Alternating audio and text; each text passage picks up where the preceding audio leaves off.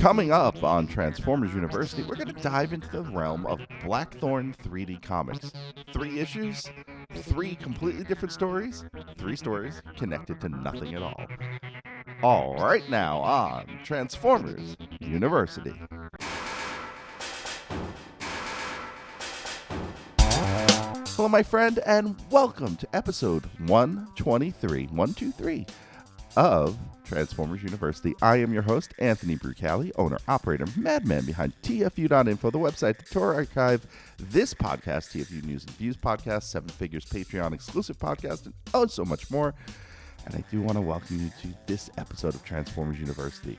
This one's been a long time in the making, and it's actually been a heavily requested episode. I've had several emails come across at info@tfu.info when I do get to check it, requesting I do this. And I was like, well, I'm getting to it. Trust me, I'm going to do it.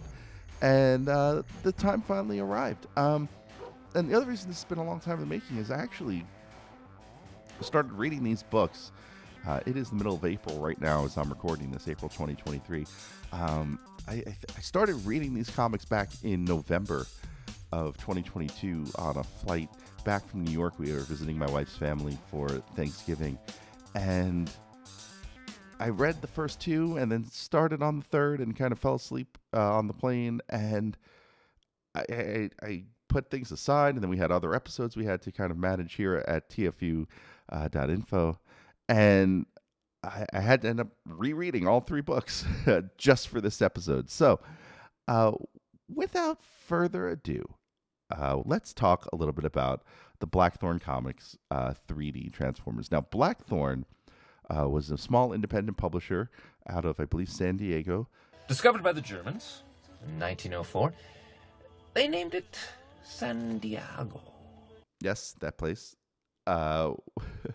That was part of that first big comic boom of the late 80s. And looking over what, especially the cross-sell ads in these books, what they did was they appealed a lot to late 80s nostalgia. And I don't mean nostalgia of the late 80s. I mean nostalgia for the people who were in that 20 to 45-year-old age range in the late 1980s. Now, you think this is a product of the internet generation, but it's kind of been going on all along, right? I always point to the movies that came out when I was in college. So when I was in college in the late 90s, I was always like, why are they remaking The Brady Bunch and Starsky and Hutch and I'm trying to think of some other movies, The Addams Family. You know, there are movies that came out in the early and late 90s. You're like, why? And it's to not necessarily appeal to the kids, but also to appeal to their parents and give them something familiar. So this whole thing of nostalgia that we see in the Transformers community and the internet online toy collecting community and just online fandom in general, this is all nothing new. And such, Blackthorne tried to make this their business, because if you're going, who wants to read comics about Laurel and Hardy? Well, Blackthorne clearly thought there was a market for people who wanted to read comic books about Laurel and Hardy. And so they published a lot of books, and they published a lot of licensed books in these 3D space, where the books have red and blue color separations. You wear a pair of glasses, you can see it in 3D. I didn't test these out in 3D. I read them on my iPad. But I will take their word for it that these books work in some sort of 3D. They're entirely, I don't want to say black and white because they're red and blue, but they're entirely non-colored books.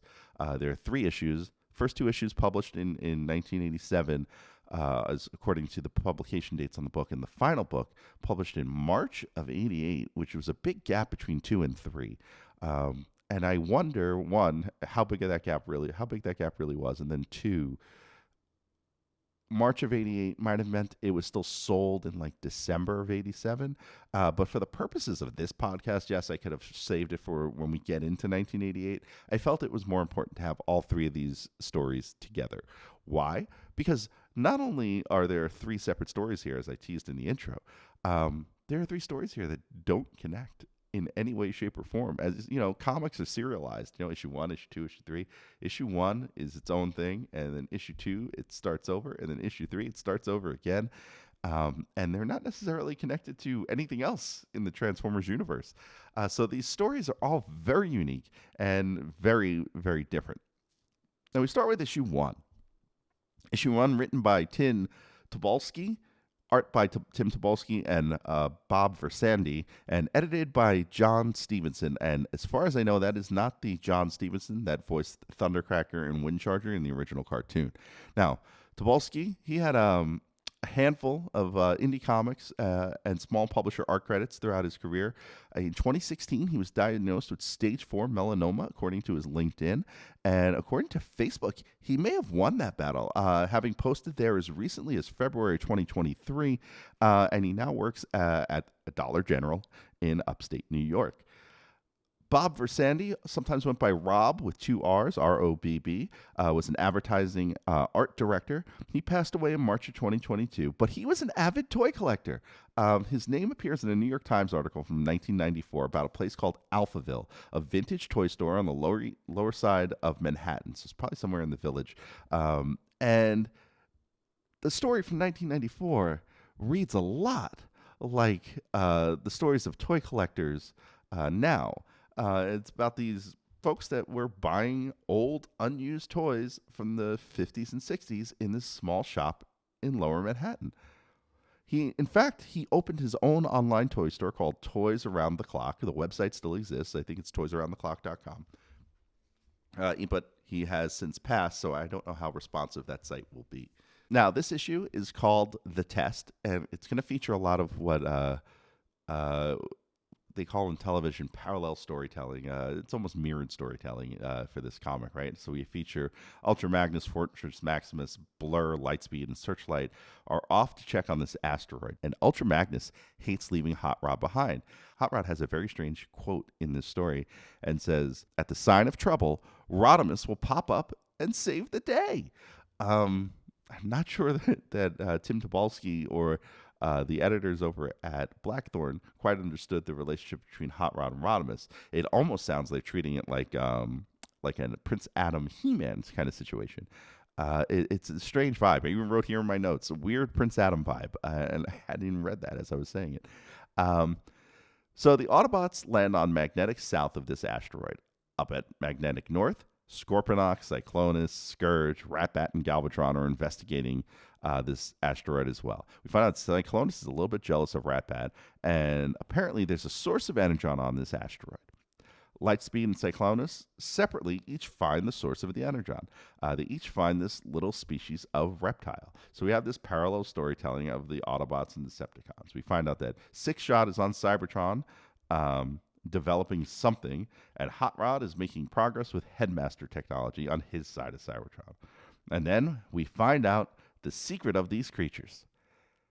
Do you know what the secret of these creatures is? Can you guess what the secret of these creatures is? I guarantee you did not say what I'm about to say.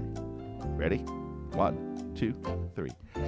They poop energon. I'm going to say it again. They poop energon. That is the secret of these creatures. They turn their food into energon. They don't say they poop energon, but it's clearly meant that they poop energon. Now, Searchlight out on patrol finds Scorponok, and Ratbat out on patrol finds Fortress Maximus. They both get caught, they both get chased, and the story meets in the middle. So now we have a battle in the middle. Meanwhile, the creatures, who are now in the labs of the Autobots and Decepticons separately, they teleport out as the Transformers fight. And we find out the creatures were employed to spy on the Autobots and Decepticons, and they teleport away to their bosses, the Quintessons. The end. Great. This is incredible. We're going to pick this up in issue 2, right? In fact, the solicits for issue 2 in some other Blackthorne comics say the story is going to continue. We're going to find out the secret of Hot Rod and Rodimus. But that would not be the case. Issue 2 would then be a completely different story, with a completely different story arc, with a completely different creative team. And we'll talk more about it right after this. Hey, want to help out this podcast or the website TFU.INFO? There's a number of ways you can do it. Let me tell you how. You can help us directly by joining our Patreon and enrolling as a student at Transformers University. There, you'll get early access to the podcast as well as exclusive behind-the-scenes peeks and perks. for as little as $1 a month. Sign up is quick and easy. Just swing on by to www.patreon.com/TFU.INFO. Another way you can help us is by using our Amazon link, www.tfu.info/Amazon. Type that into your browser whenever you want to shop at Amazon, and a portion of what you spend will be contributed back to us. It's that easy. Finally, you don't become the world's longest running transforming toy archive without some help from other fans. We're always on the hunt for photos of figures and accessories we're missing from our pages. If you'd like to contribute, go to tfu.info/help for a list of what we need, or send an email to info@tfu.info. tfu.info, the Alpha Trion and Omega Prime of transforming toys. Now, back to the show. So on to issue number 2, which doesn't have a title. It's just Transformers in 3D issue 2. It's got a really cool cover, though. We'll get into that. Story is by Andrea LaFrance. She did some other work for Blackthorne. That's about the most I could find on her. I searched around the internet a little bit, and she may or may not own a soap company now. I don't know. I don't want to speculate on exactly who this person was. Art by Dennis Francis. He was a comics artist. And most interestingly in the world of entertainment, Dennis Francis was the artist for the Frank and Fred segments on Late Night with David Letterman. These were something Dave did regularly in the 80s, and it was kind of like a Goofus and Gallant kind of thing. Like, the smart guy does this, the dumb guy does that. Here's a little clip. This is what I mean. Fred and his wife shop very carefully. He says, "Gee, I love it too, honey, but we just can't afford it." Frank is also very careful. He says, "Gee, I love it too, honey, but the clerk is watching." And so Dennis Francis was the artist on these little cards that David Letterman would hold up while he would tell these jokes. Dennis Francis has an Instagram account, but hasn't posted since 2021. As I mentioned, the cover of this book is so cool. It's got a couple of the kids from the story that we'll hear about, and this really neat all-red Ironhide on the cover being attacked by like this snake monster. I really like the cover to this book. I'll make sure I include it in the artwork for this, and we'll post it on Twitter at TFU_info. Now, as I mentioned, the story has no title and starts with an editor's box telling that this is a tale of bygone days. Bygone days when? At this point in time, right? In the in the cartoon, we are after the movie, so Ironhide should be dead. So it's bygone days prior to that. But Galvatron is in this story, so it can't be the cartoon continuity as we know it. It could be some comics continuity. In alternate Galvatron 2 world in Marvel UK, as we've detailed in previous episodes. I don't know exactly where or when this takes place, but it's a fun story nonetheless. Razorclaw, Ratbat, and Galvatron, they kidnap an entire space station full of like these humanoid-like people, except for 5 kids who are busy playing and missing like the big get-together. And since they were playing hooky, they were not kidnapped or taken.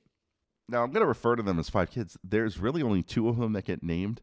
And in the book, the way the art is, it's kind of tricky for me to tell which one's which. I'm sure tfwiki.net has a breakdown of who is who. But these kids are playing and then find out everyone gets kidnapped, and they're planning a rescue when Cosmos arrives. Now, the kids tell Cosmos that they need his help, and there's this prism of power. The prism knows all, but no one has ever seen it, but they know where it is. It's on the planet Andalore. The Decepticons, they see Cosmos fly away with the kids inside, and they send backup after him. Cosmos runs into an asteroid belt and encounters space vultures in the asteroid belt. He evades them by crashing and getting stuck in an asteroid. The Decepticons shoot him out and interrogate him and then follow him to Andalore. Cyclonus, Scorponok, Octane, these are the Decepticons we're dealing with. And Cyclonus figures out that they're trying to get the prism to free their people. On Andalore, there's a temple, and Cosmos and the kids, they enter it. The Decepticons follow. And as would be in most, treasure-filled temples, a creature's there and it attacks. It rips Octane's head off. A great piece of art. He pulls him into the water and pulls his head off and throws it. And his severed head says, "Get the rest of me, please." Just then, Ironhide arrives to defeat the creature. It turns out Cosmos had radioed out in the asteroid belt for help. I guess Ironhide had heard it, and he shows up. They continue on through the temple, and the bots and the kids meet Grog, keeper of the prism. Fun thing with that name, Grog, Grogg. That was the name of my second band in high school, maybe my first band in high school. Yeah, I have the demo tape somewhere. I might even have it digitized. We did a pretty killer cover of Black Sabbath's Paranoid, and that we were called Grog and the Beer Belly Boys. And so seeing the name Grog in this book brings back a lot of memories. It's in fact all the people that I ended up doing Minus 2 Degrees and someone else with. It's all my oldest and closest friends. So I know they're listening, and yeah, maybe I'll dig that up. And such, when they meet Grog, Grog will give them the prism, but only if they solve this riddle. The question: what is it that I am describing? It cannot be touched, tasted, seen, or heard. It might not exist at all, except that its strength has laid low the greatest titans. All live under its reign, and eventually, Fleshly, Autobot, and Decepticon will all fall before its just hand. What is this? And so one of the kids figures it out. The answer is time. Because time is the fire in which we burn! and such, the kid who answered the question is held as collateral for the prism. They have 48 hours to return the prism after they defeat the Decepticons. I'm not sure how that works. 48 hours on that planet, 48 hours Earth time, 48 hours on the asteroid. I'm not exactly sure how the hours break down on another planet that's spinning at a different speed than other things in the story. But let's just assume it's in universal 48 hours. The Autobots arrive, they defeat the Decepticons, they return the prism, the end. That is the end of the second story. Again, wildly fun and entertaining because it's just so kind of different. Octane getting his head ripped off is kind of a big highlight for me. Just so weird and interesting. And so different than what we've seen before.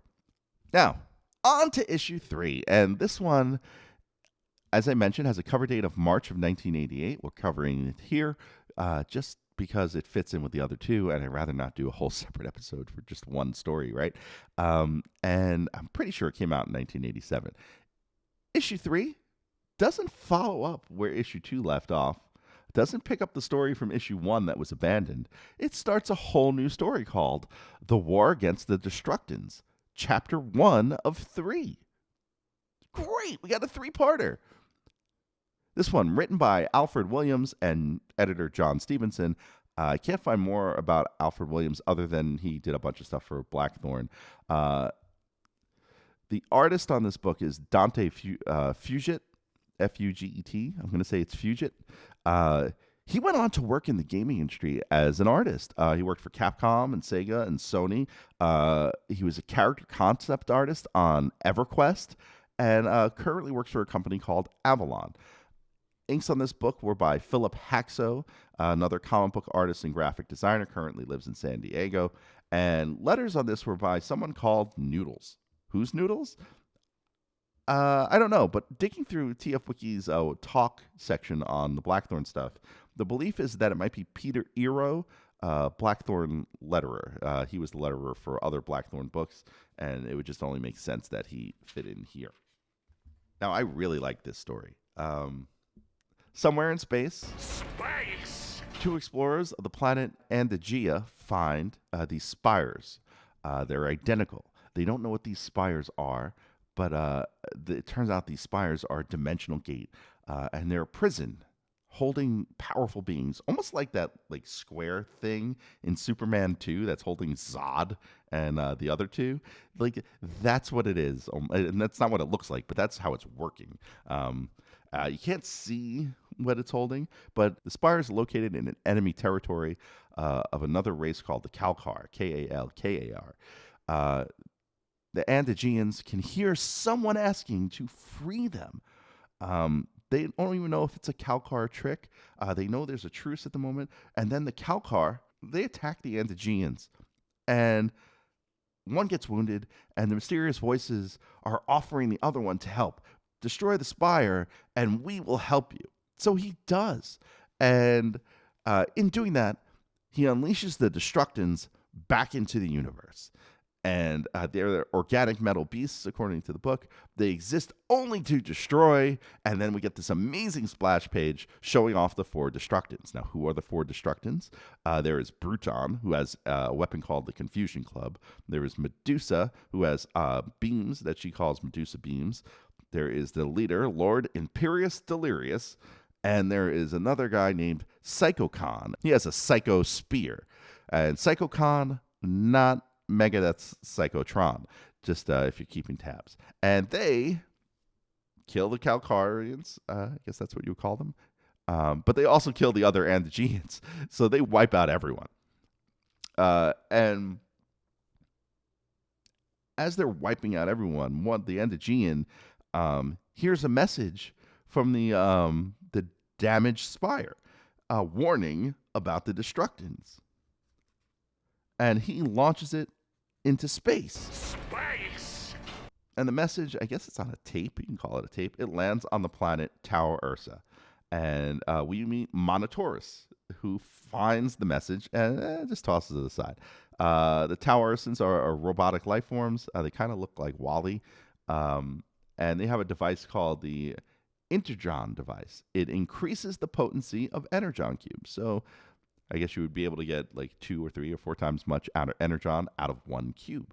The Decepticons, they arrive for the device. They want to take it. Galvatron, Laserbeak, Cyclonus, Scourge, the Sweeps, Six Shot, Slug Slinger, and a whole bunch of others. The Decepticons, they take that device. They level the planet. Galvatron, add that to Galvatron's tally of planets he's destroyed. And Monotaurus knows he has to tell Optimus Prime. Back on Cybertron, Optimus Prime is getting a physical from First Aid and Hoist.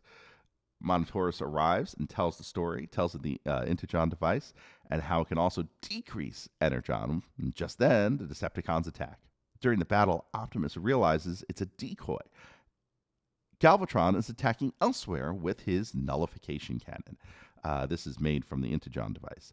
Optimus catches him, and the Decepticons flee. Galvatron takes Slugslinger and uses him as a human shield, or a robot shield. He basically throws him at Optimus. Optimus punches him so hard that Slugslinger's arm pretty much comes off, and catches himself falling over like this pit, bottomless pit, and asks for help because his arm is falling off and he's falling. Optimus helps him, shows him mercy, and the Decepticons escape. Back on Tau Ursa, Hot Rod and Blur, they begin cleaning up the planet. They find and fight Apeface.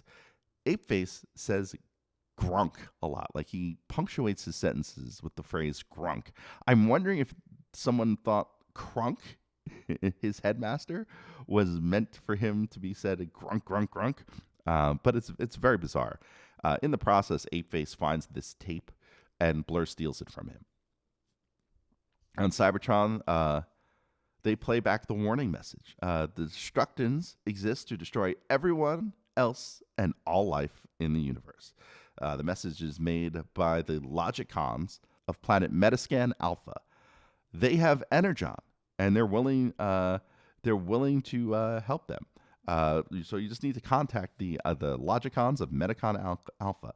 They accept PayPal, friends and family only. They don't want to pay the fees, but they do have Energon. Now, Rewind is in this story, and he says that he thought they were myths. So the Autobots send out 2 teams, one to find Metascan Alpha, and the other, I guess, to find the Destructons. Hot Rod's leading one team, Ultra Magnus is leading the other. Pounce, the Puma, Now discover the clones, Decepticon clones. Look identical, but one transforms into a puma, the other into a hawk. and Wingspan are spying this whole time. And at Decepticon base, Scorponok and Galvatron, they argue like they do at the end of season 4 of the cartoon series. And Scorponok lays down the law that he is now the leader of the Decepticons. Ultra Magnus's team, they're searching in space. Space! And that team is consisted of Ultra Magnus, Cup, and the Monster Bots. And they get attacked by Cyclonus and the Terracons. There's a battle in the distance where Ultra Magnus and company need to go. They get attacked by Cyclonus and the Terracons. As they're fleeing, they see a battle in the distance, and Ultra Magnus and company know that that's where they need to get to. Skylynx flies them there, and they find the Destructons. We find out that Cup and Psychospear are old enemies. The Autobots are losing to Destructons badly and flee to Skylynx. Cup stays behind to hold them off, and we're going to presume he dies. On Cybertron, the Autobots launch a counterattack to destroy the nullification cannon. Optimus fights Galvatron, destroys the cannon. Skylynx, back on the other planet, is out of Energon, and the Autobots are forced to land. Meanwhile, the Decepticons are getting their butts handed to them by the Destructons. Ultra Magnus goes to help the Decepticons and offers a truce for the Autobots and Decepticons to join forces. Decepticons need other soldiers, and the Autobots need Energon. And so they end on a truce. To be continued. Next issue, Union of the Transformers. That's the title of the issue. I can't wait to read issue 4, but Blackthorne would go out of business. And so issues 4 and 5, the next 2 parts of this story would never see the light of day. Don't know if they exist somewhere in some written form. It would be fun to maybe try to find out who this Alfred Miller or John Stevenson were. I imagine they were older, especially John Stevenson as editor. They may not be around anymore. To find out if these stories and these storylines existed beyond this. I find the Destructons really interesting, fun, evil characters that we don't necessarily see in Transformers anymore. They're not Decepticons. They're not even Transformers, not even Cybertronians. But they are a formidable force to be reckoned with.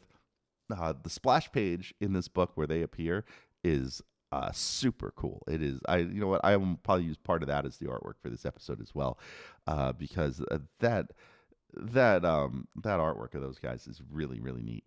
And that's it.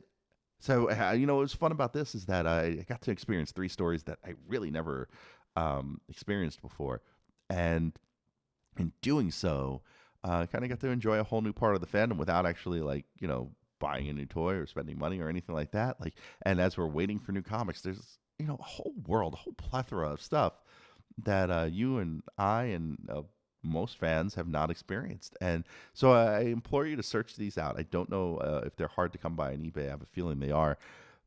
But I will say there are certainly scans of lost media out there that you could probably hunt these ones down.